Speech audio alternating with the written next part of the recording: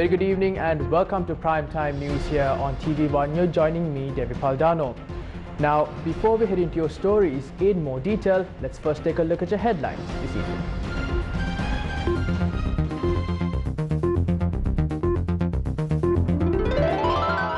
Reduce fuel prices. The Samagi Janabala Wege holds protest on the way to Parliament. Motion of no confidence submitted against government pillar.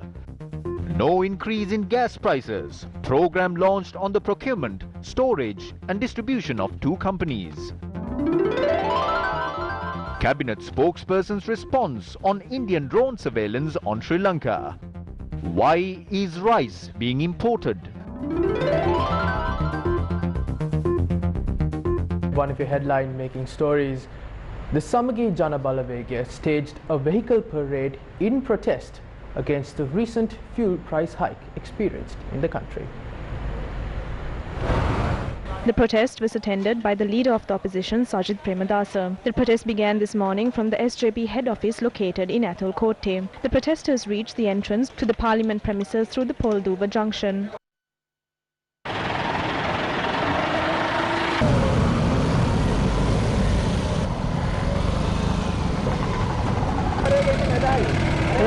මේ ආණ්ඩුව ගහෙන් වැටිච්ච මිනිහට ගොනක් ගන්න කබලෙන් වැටිච්ච මිනිහට පිහියනුත් ගන්න කියන තත්ත්වයක් තමයි මේ තියෙන්නේ.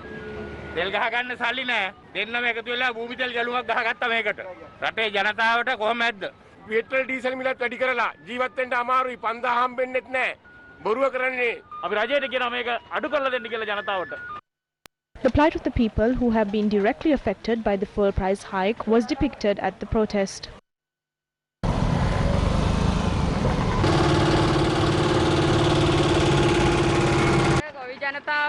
Today the farmers in the country are running on the rim just like the tire on this tractor. Farmers don't have fertilizer and seeds. Is this a government of prosperity or a government of hardship?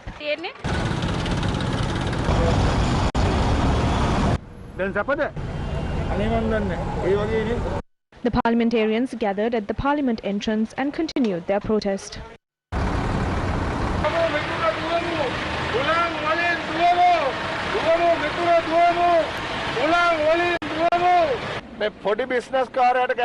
The man who sells bakery products is affected.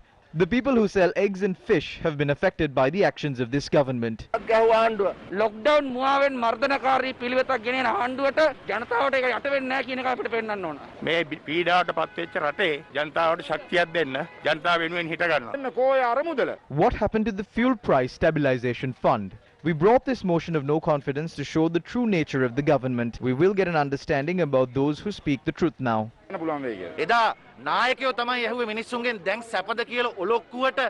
In the past, it was the leaders of the country who questioned the people saying Dang Sapada. They said this as a sarcastic remark. Now the people who voted for this, can you live now? Can you afford a pound of bread? And the increase in prices. Prices of all goods have been increased. All we have to ask now is, Dan Sapada. With the recent fuel price hike, the frustration among the citizens has also increased. Every person in the society is affected by this. If the government can't make a proper decision or develop the country under these circumstances, we urge the government to step down immediately. This country has another option, and that option is the Samagi Janabala. We have handed over a no-confidence motion, and we will be able to identify the real patriots of this country by looking at the parliamentarians who support this motion. And if you have supported the fuel price increase and now you are trying to defeat this no-confidence motion, you are the real traitors of this country. If you want to show the people that you are concerned of this country, you will support this motion of no confidence.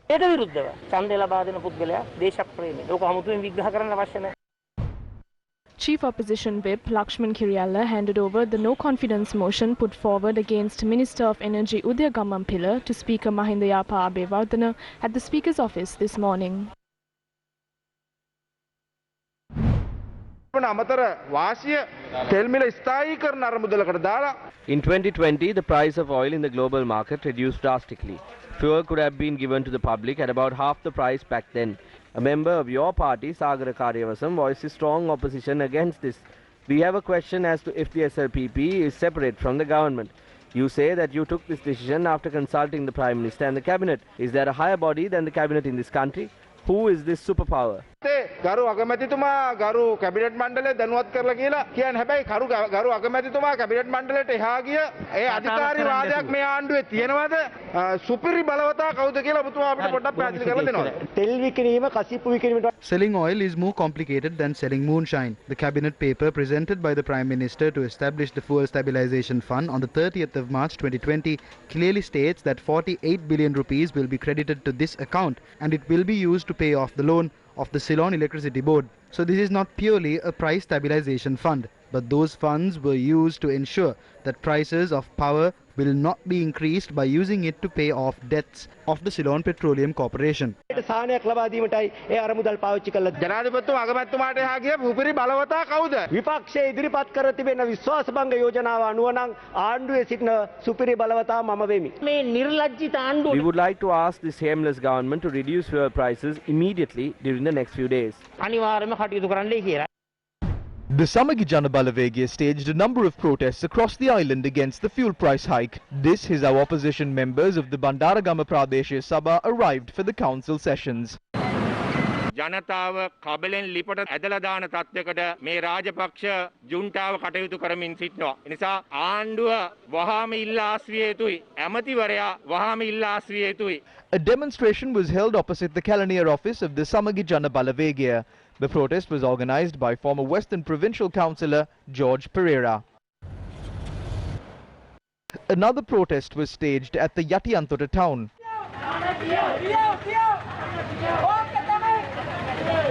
A protest organized by former parliamentarian Lucky Jayawardena was staged at the centre of the Gelioya town. SJB members of the Kurunagala Pradeshiya Sabha also staged a protest this morning.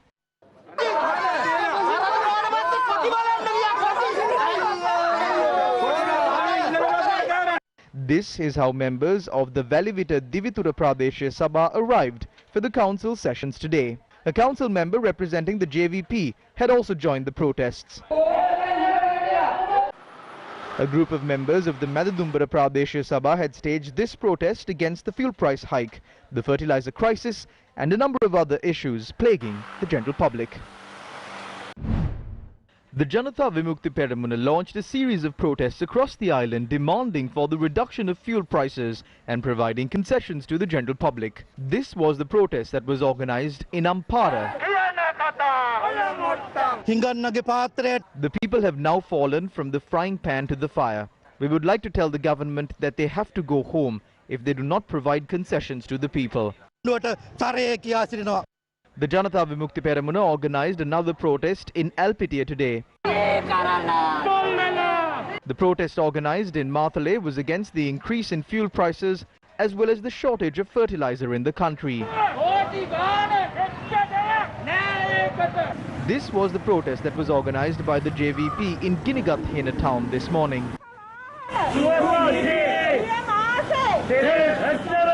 Another protest was held in Katugastota town demanding the government to reduce fuel prices. The Janatha Vimukti Peramuna organized the protest opposite the Gampaha railway station as well.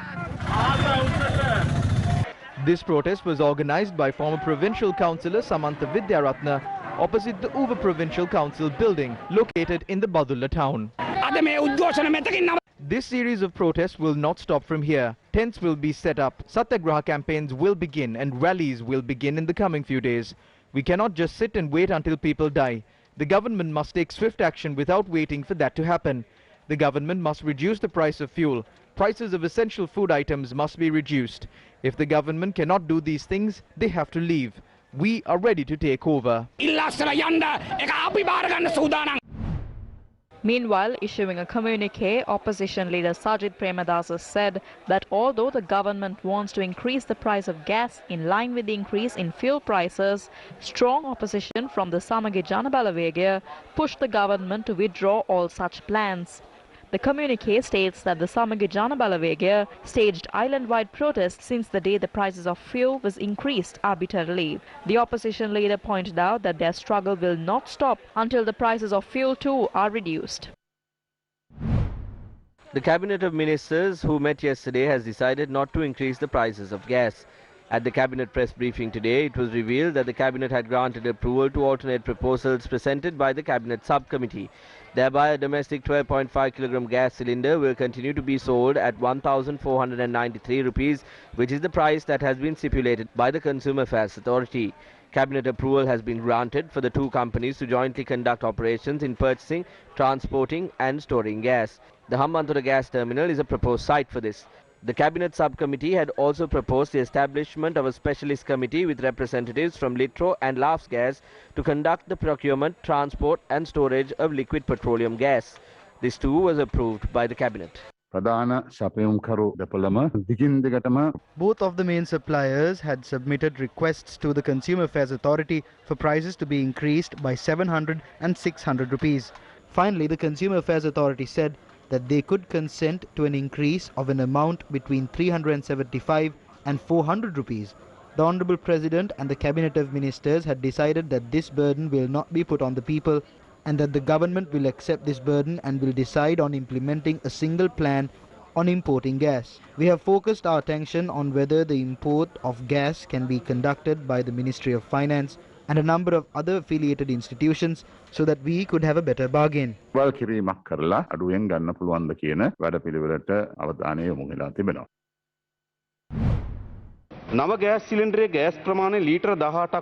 Although the new gas cylinder has 18 litres, the actual amount in the gas cylinder is 9.18 kilograms. There has been a reduction of more than 3 kilograms. What has actually happened is that now there is an unfair profit of 406 rupees. I would like to know if the Consumer Affairs Authority had approved this. Not at all, but the said company can introduce new products. I accept everything that you said. According to the Act, if legal action must be filed when a mistake is made, we must not discuss and solve it in Cabinet. Legal action must be filed. We have filed action against them for violating the provisions in the Act. They have gone to court to solve an issue that was created by two ministers who sit in the same cabinet and run these institutions together. In the end, the government institution will pay a lawyer, and the Consumer Affairs Authority will also pay for a lawyer. This is the public's money. A government institution is involved in this scam and is deceiving the public. The minister in charge of that is also in Parliament. The other minister is also in Parliament. You have allowed for this scam to happen knowingly, and now are trying to allow the Consumer Affairs Authority to wash their hands. In the end, the public will have to purchase gas cylinders at a higher price. Is the chairman of the gas company above the minister in charge of it? Actions of the cabinet and actions of the company are two separate things. Even though it is a public institution, even in the case of public institutions of Bank of Ceylon or People's Bank, their operations are run by the chairman and the board of directors. There is no tradition for all decisions taken by a state institution to be communicated to the cabinet minister. When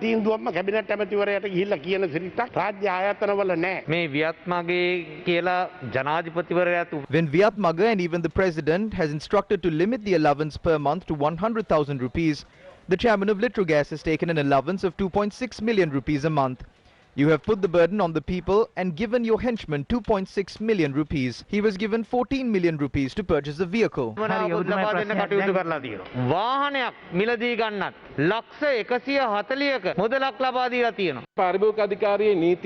is an ambiguity on the law that is applicable to the Consumer Affairs Authority on if the laws of the Consumer Affairs Authority apply to new products.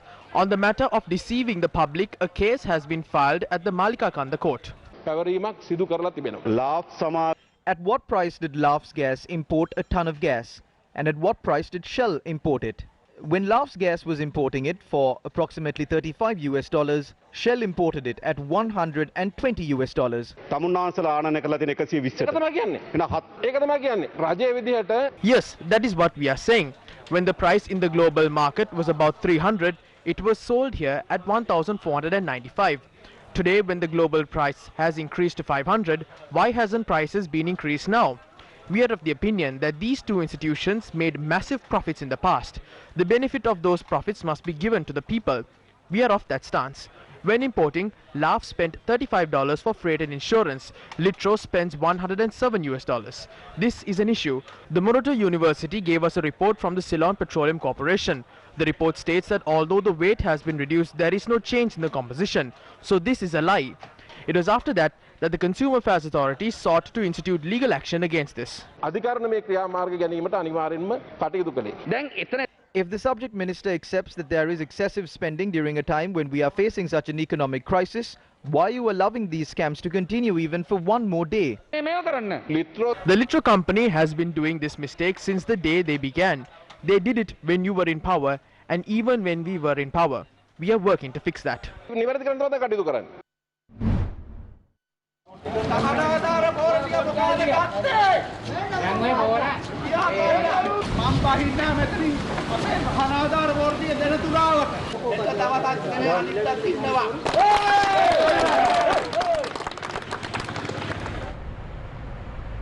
Those were the scenes from the Migas Ara Agrarian Service Centre in Veerakatia, Hambantota.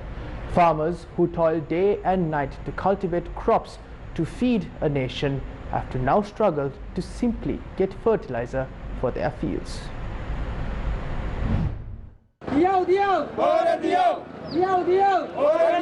Corona hadila marla giyatte kai me kannada to ve illa gila marratte bank waliන් harren men call කරනවා අපි කොහෙන්ද ඒව ගෙවන්නේ විනාදුනාට පස්සේ මොහර ගහලා වැඩක් තියෙනවා අන්න සර් ගිහලා බලන්න කුඹුරේ හැටි තනිකොට විත්ත කූරු වගේ ගොයන් ගහ අපි මොකටද තවත් මේ අපි වඩන්නේ අපේ ජීවත් වෙලා වඩන්නේ. Farmers visited the Migas Ara Agrarian Services Centre in Veerakatia, Hambantota in hope of getting their fertilizer subsidy. However, tensions were high in the area after farmers were informed that they did not have sufficient stocks of the subsidized fertilizer.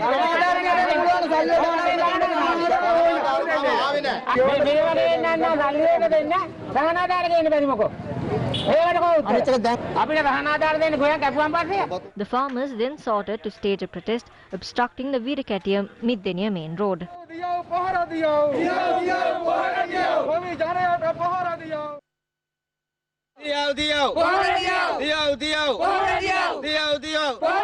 This was the situation in Bongama, Migalawa in Kurunegala.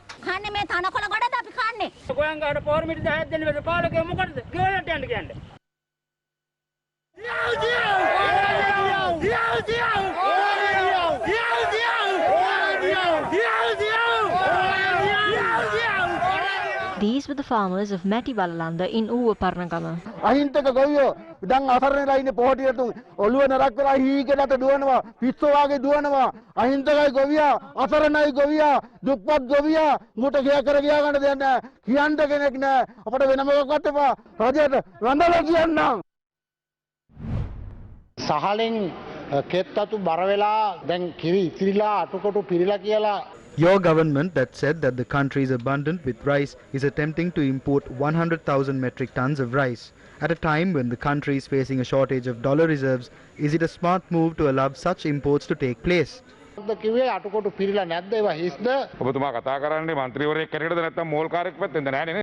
you speaking as an MP or as a mill owner? At present there is enough rice, but rice mill owners hide stocks and earn huge profits. These mill owners earn a profit of about 20 to 30 rupees per kilogram. The farmers don't have any issues since they are selling their produce. We must import rice temporarily if we are to have a fair market and be fair on the consumer's part. But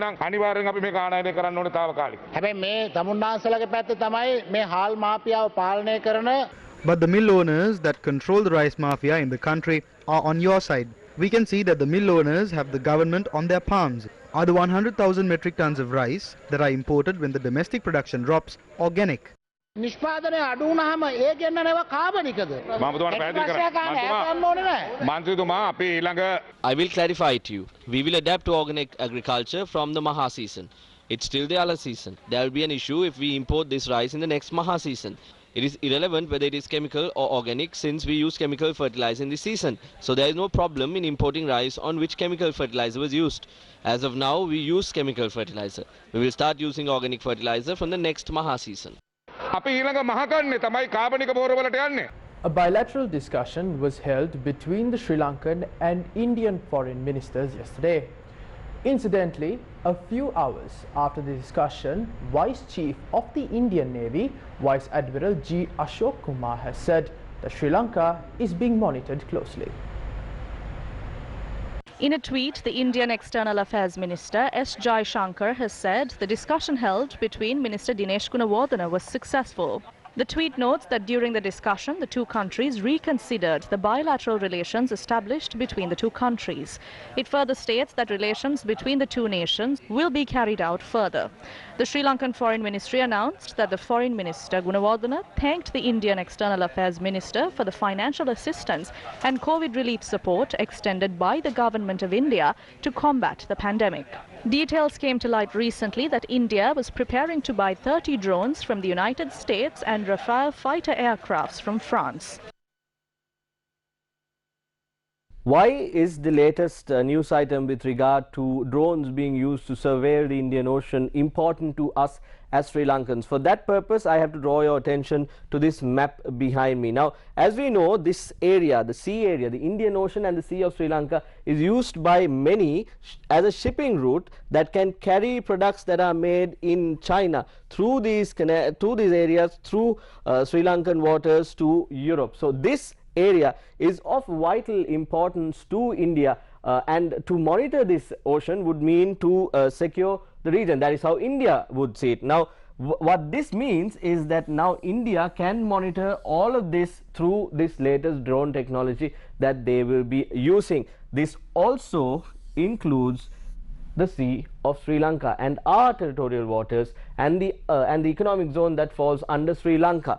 What is this drone and what can this drone do? That is the next question. Now, the MQ-9B Sky Guardian drone is high technology, and as you can see, this has the anti-surface warfare capability, it has anti-submarine warfare capability as well, and you can clearly see the images here. This is a very sophisticated advanced system that India is using with the support of the United States, and they will be sharing information through this. And in addition, as I just mentioned, this also has the ability to detect a target in the ocean, detect a target, a submarine maybe, that is in the ocean, and use it and attack it, in addition to sharing that information. So all of this information is vital to Sri Lanka as well.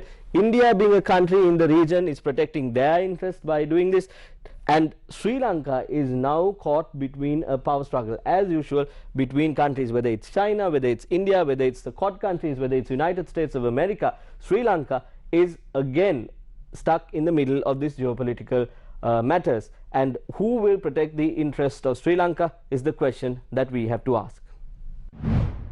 Several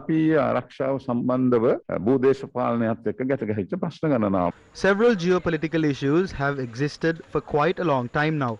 We cannot deny the fact that we have constantly faced such issues, and it is okay for a country to have such issues too. As a government, we must look into these issues. However, we must not be of the stance that such issues will not arise again. Instead, we must be aware of what could be done to handle these situations. Accordingly, the Foreign Ministry has intervened in this matter.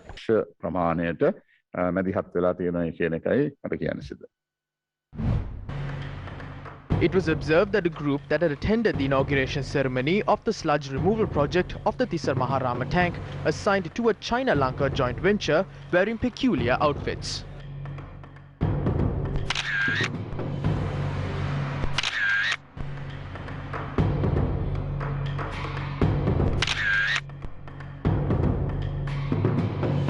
Newsfirst compared the attire of the group with the uniform worn by the Chinese People's Liberation Army. The MCC agreement, which allows the United States military to step foot on Sri Lankan soil, was not signed as a result of public outcry. However, groups wearing such uniforms can be seen in the construction site of the southern province.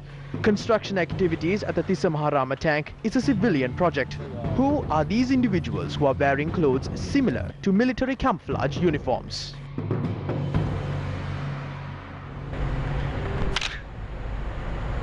Carcasses of turtles washed ashore today as well. Our correspondent said that 2 turtle carcasses were spotted in the Koskoda and Hambantota beaches. 2 more turtle carcasses were also spotted on the Beruwala fishing port and the Potupitiya coast. Now, according to environmentalists, around 97 marine creatures, including 80 sea turtles, have died. Almost 100 carcasses of marine creatures have been discovered. They claim that they are yet to carry out research in this regard. When expressing concerns about the incident, they said that the vessel did not contain chemical substances. They say they cannot comment on the consequences caused by the Express Pearl disaster. They warned the fishing community to avoid going to the seas. If that is the case, why hasn't the government made arrangements to provide substandard compensation to the fishing community? They said they would provide a relief allowance of 5,000 rupees. If the tables were turned and an MP or a minister was facing a similar situation, would they be able to survive with 5,000 rupees? These people are struggling to make ends meet. They have lost their livelihoods for months to come. How much is the government willing to pay them? The government cannot get rid of this situation by simply paying compensation. Those responsible for the incident must be brought to justice. We know that the government is not willing to accept their fault in terms of this maritime disaster. The government is also not willing to bear the responsibility for the damage caused to the lives and livelihoods of the fishing community. This government is not willing to bear responsibility for any problem faced by the public in the past. මේ ආණ්ඩුව පහුගිය කාලේ ජනතාවගේ පැත්තෙන් වෙච්ච කිසිදු දෙයක වගකීම බාර අරගෙන නැත. කවදාද මේකේ ඇත්ත කතන්දරේ මේක විවෘත වෙලා මේ ප්‍රශ්නය මේ පාරිසරික ප්‍රශ්නය මේ දීවරින්ග ප්‍රශ්නය. When will the consequences of this maritime disaster come to light? The fishermen, the coral reefs, marine creatures and aquatic plants have been affected due to this. The fishing community has been severely inconvenienced due to this. But the future of the fishing community will not be the only group affected by this. Those who are heavily dependent on the ecosystem of this country will also be affected by this. The only option left is to fight for this. ගතේ විනාශ කරන එක තමයි මේ කරන්නේ. මම කියන්නේ සටන් කරනවා හැර මේකේ වෙන දිනුමක් නැහැ. We're going in for a short commercial break. Stay tuned for more news on the other side. Do your online shopping with Sambole.lk. Home delivery and pickup now available. Sambole.lk. Welcome back to the news. Now taking a look at the COVID-19 situation in the island, the 35-year-old woman who was identified, who is been infected with the Delta variant of in Madiwala yesterday, was admitted to the IDH today. Meanwhile, 2,071 new COVID-19 cases were identified today. With that, the total number of COVID-19 cases in the country increased to 243,891. According to the Ministry of Health, 2,009 patients have recovered and has been discharged from hospital. The total number of recoveries in the country is at 209,296. And now keeping up with more local news, a debate ensued in Parliament today regarding suspected LTTE members who are in remand custody under terrorist charges. I always tell my father that you taught me something that he never taught me. You taught me of the practical experience that someone has to undergo in prison. There is a large number of prisoners who do not even have an opportunity to take their cases to court. There is a large number of people who have been imprisoned under the suspicion of being an LTTE cadre. This is a story I heard from one of the inmates in prison. He was named as a suspect in a VIP murder case, and then it was ruled out that he was the murderer. Honorable Speaker, the only thing he did was cutting off a tree branch. While the person who cut a tree branch is in prison, the main suspect of the case is at his home after he was pardoned. We have to look at the cases filed by these people in a sympathetic manner if we are able to subject 12,500 people to rehabilitation and recruit 3,500 of that group to the civil security force. According to the charges that have been leveled against them, the court cannot grant them bail. Honorable Speaker, I would like to request you to grant them justice, either through the Attorney General or through rehabilitation.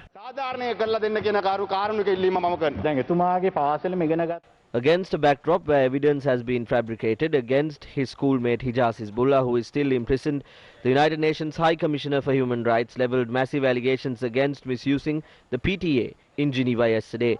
Because of that, we are facing the risk of losing our GSP Plus status as well. When you look at the decision taken by the Court of Appeal in the Shania Besekere case, it is a clear slap to the government. Representing his party, what he always says is that the government did not take action against the people who are responsible for the April 21st attacks. We have taken action against Hijaz Hizbullah. You, being in the opposition, always allege that we hide behind the Prevention of Terrorism Act and take legal action in court. The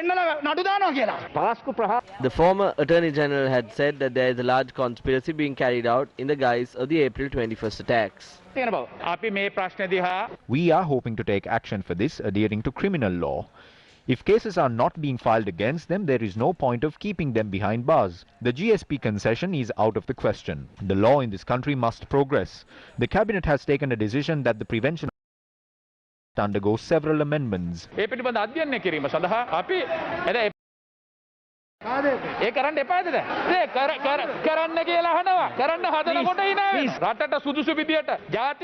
would like to state with responsibility that these amendments will be done in a manner that is suitable to our country, in a manner that will not impact the national security of our country, and in a manner that would protect human rights.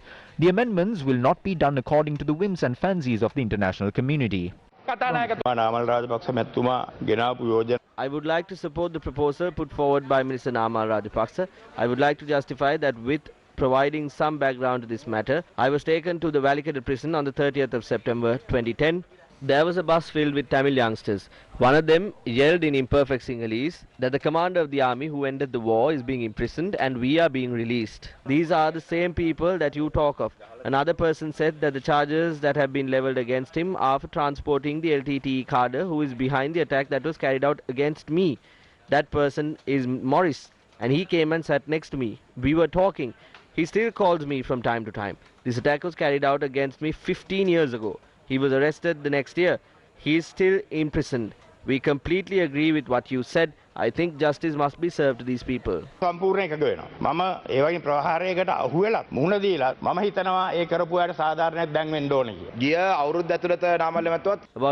new people have been arrested in the past year or so. People who are vociferous on Facebook have been arrested as well. As you said, let us carry out a program to help these people who are in prison as of now. But please grant bail to these people who were arrested in the past year. I can see MP Pillayan who is sitting in the back. He has obtained bail somehow. Do you know what will be the result of what you're doing at the moment? It will sabotage our efforts. We are perfectly aware that your political careers will meet its end with this current plan. But that is not the important question at hand. That's right. අපිට මතක් වෙනවා තරණ කියමනක් ඕවාදෙනු පරහට තමා සම්මතෙහි පිහිටා සිට. ධම්මපදයෙන් ඉගෙන ගන්න පුළුවන් අත්තානමය පටමම් ප්‍රතිරූපේ නිවේශයේ අතඤ්ඤ මනුසාසෙය නකිලස්සෙය පඬිතෝ කිය. අපි අහන්න කැමති කරු කතානායකතුමනි මෙච්චර මාස ගණනාවක් ශානි අබේසේකරට මොකද කරේ? We would like to ask as to what they did to Shani Abesekara for so long. What are they doing to Rishad Badudin? While doing these things, they are trying to preach to the people of this country. We welcome the announcement made by both Honourable Minister for Sports and Youth Affairs and the Minister of Justice with responsibility today in the House. We welcome that because I don't want others to say that we somehow made it a political issue. No, we don't. We welcome that move. All that we have asked, beyond that, go beyond that and look at this law which all have described as draconian. You must repeal this Prevention of Terrorism Act in toto. The core group on Sri Lanka issued a statement on Sri Lanka at the 47th UN Human Rights Council sessions. According to the statement, the Sri Lankan government has attempted to dismiss a number of emblematic cases and to initiate criminal proceedings against individuals pursuing some of these cases. They called for former CID Director Shani Abesekara's safety to be ensured. According to the statement, the UN core group is deeply concerned about the ongoing use of the Prevention of Terrorism Act and the recent intention to introduce a rehabilitation process lacking adequate judicial oversight. It adds human rights lawyer Hijaz Hizbullah and poet and teacher Ahnaf Jazim remain detained without trial, and further arrests under this act have continued, including among minority communities and the political opposition. They have also joined the Bar Association of Sri Lanka in requesting independent and impartial investigations into recent deaths in police custody. This statement was issued on behalf of Canada, Germany, North Macedonia, Malawi, Montenegro and the United Kingdom, the core group on Sri Lanka. 3 units of Hamilton C3 ventilators worth 14 million rupees were donated to the Jaffna Teaching Hospital by the Dhammika and Priscilla Pereira Foundation today. The event took place at the auditorium of the hospital this morning. The event got underway under the auspices of the director of the Jaffna Teaching Hospital, Dr. S. Bhavandaraja. A group including consultant anaesthetist Dr. S. Premakrishna, representatives of the Dhammika and Priscilla Pereira Foundation and several business organizations, members of the clergy, doctors and medical staff also took part in the event.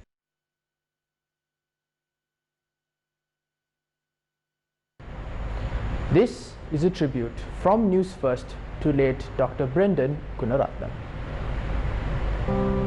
Dr. Brendan Gunaratna, an eminent Sri Lankan scholar and physician, breathed his last a few days ago. Dr. Gunaratna, an old boy of Royal College, Colombo, gained his MBBS from the University of Ceylon and read for his PhD at the University of London. He was the first Sri Lankan doctor to be awarded the Beat Memorial Fellowship for Medical Research. He was also a renowned cricketer and represented his alma mater, Royal College. He joined the Faculty of Medicine at the University of Ceylon, Peradeniya, in 1965, where he was later appointed as the head of the Department of Parasitology. As a scholar of Sri Lankan history, Gunaratna has published several books in his fields of interest. Among his significant life achievements was the leadership he provided to successfully lobby to ban whaling and establish the Indian Ocean as a whale sanctuary for all time.